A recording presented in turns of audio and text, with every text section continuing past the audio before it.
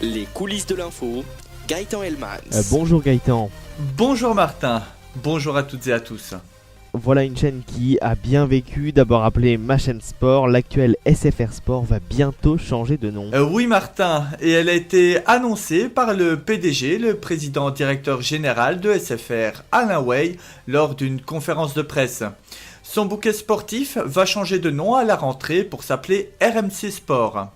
Il a également expliqué, je cite, « L'objectif est de faciliter la reprise du bouquet sportif pour les autres opérateurs. Ce choix de nom est logique et évident car la radio RMC est la première station de sport. » Un temps évoqué de s'appeler Altis Sport, en référence à la maison mère, il n'en sera rien. D'autant plus que SFR ne changera pas de nom, du moins jusqu'à nouvel ordre. À ce propos, il indique, je cite, « Nous garderons la marque SFR jusqu'à nouvel ordre. On va se concentrer sur le client. La priorité, c'est de gagner des clients. Le changement de nom n'est pas un sujet prioritaire, pas dans les mois ou les années qui viennent. » L'équipe de RMC Sport comportera 200 journalistes et consultants sportifs, 150 personnes à la production et 250 événements sportifs produits par an. RTL, aussi connu sous le nom de Radio Luxembourg, a quitté ses locaux historiques rue Bayard à Paris. Après 82 ans, Martin, fini le 22 rue Bayard à Paris. Bonjour le 56 avenue Charles de Gaulle à Neuilly-sur-Seine. C'est le dernier à s'y être installé. En effet, depuis quelques semaines, les autres radios du groupe, à savoir RTL2 et Fun Radio, ont déjà pris possession de ces nouveaux studios. La dernière émission, dimanche dernier donc, au siège historique, était le multiplex. La première au nouveau siège était les dessous de l'écran et le RTL Soir Weekend à 18h. Enfin, dernière émission pas si sûre, quelques autres seront encore proposées depuis la rue Bayard durant quelques jours, comme On est fait pour s'entendre ou encore Les Nocturnes de Georges Lang. Un autre encore un peu plus longtemps, cette fois-ci, le temps que le nouveau studio qui accueille du public soit terminé. Il s'agit des Grosses Têtes de Laurent Ruquier. Oui, alors on en a beaucoup parlé dans les coulisses de l'info, la rémunération des chaînes de télévision, TF1, BFM TV. Désormais c'est M6 qui a passé contrat avec la plupart des opérateurs des FAI, mais M6 s'attaque désormais à Molotov. Et pour expliquer ce qu'est Molotov, Martin, pour ceux qui ne le sauraient pas encore, c'est une plateforme qui permet, sur tout support, de voir la télévision en mode freemium, c'est-à-dire une offre de base et des options payantes. Molotov compte 5 millions d'utilisateurs.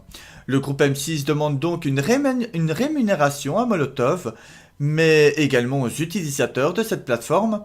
En effet, il demande aussi de proposer M6, W9 et Sister en option payante, contrairement à maintenant où ils sont proposés dans l'offre de base à l'instar des autres chaînes gratuites de la TNT.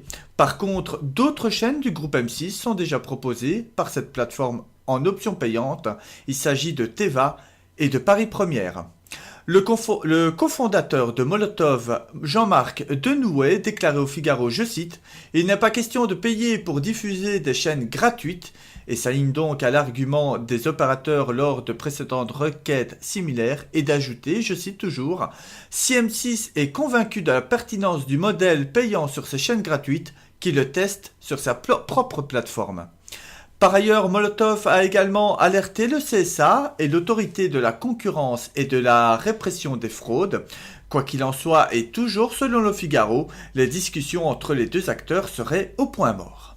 Et on en revient à SFR et à Alain Veil, qui a également annoncé que les lecteurs de Libération et de l'Express devront bientôt prendre de nouvelles habitudes, très bientôt même.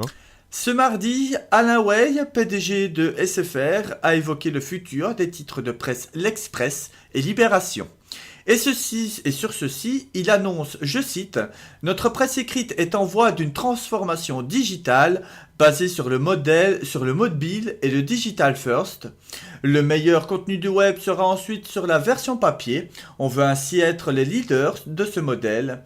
La rédaction gardera la même taille, mais elle sera désormais portée sur le numérique. » Le directeur général d'Altis Media, Damien Bernet, ajoute que l'Express deviendra un quotidien sur le web. Nous préparons une nouvelle formule de l'hebdomadaire dans un format payant sur le web. Alain Way rajoute, je cite, le modèle de la presse traditionnelle n'est pas viable. Pour Libération et l'Express, on a pris le taureau par les cornes. Il est important d'avoir des marques solides pour les lecteurs. Si on veut mettre des moyens dans l'enquête et dans le portrait, ce doit passer par le digital car ce n'est plus compatible avec le gratuit. Cependant, rassurez-vous, il n'y a aucun projet de supprimer le format papier. Et enfin, Leader Price s'invite chez Casino. À Albi, plus exactement dans le Tarn, Martin, afin de trouver un bon positionnement, un franchisé a eu l'originalité, en guise de test, d'intégrer des produits Leader Price dans un géant Casino. Ce qui fait que la devanture arbore les deux enseignes.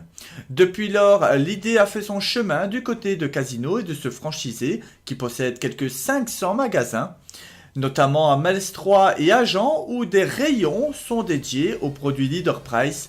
Le chiffre d'affaires de ces magasins aurait augmenté de 20 à 25% selon le site de consommation linéaire. Voilà Martin pour ce que l'on pouvait dire cette semaine dans les coulisses de l'info.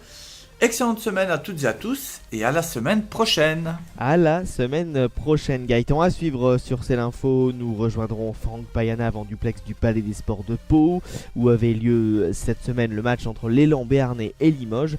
Mais avant cela, on va retrouver Alexander Seal dans une petite minute. Il nous parlera du mariage princier entre Harry et Meghan Markle et il y abordera de manière tout à fait détendue les secrets du gâteau.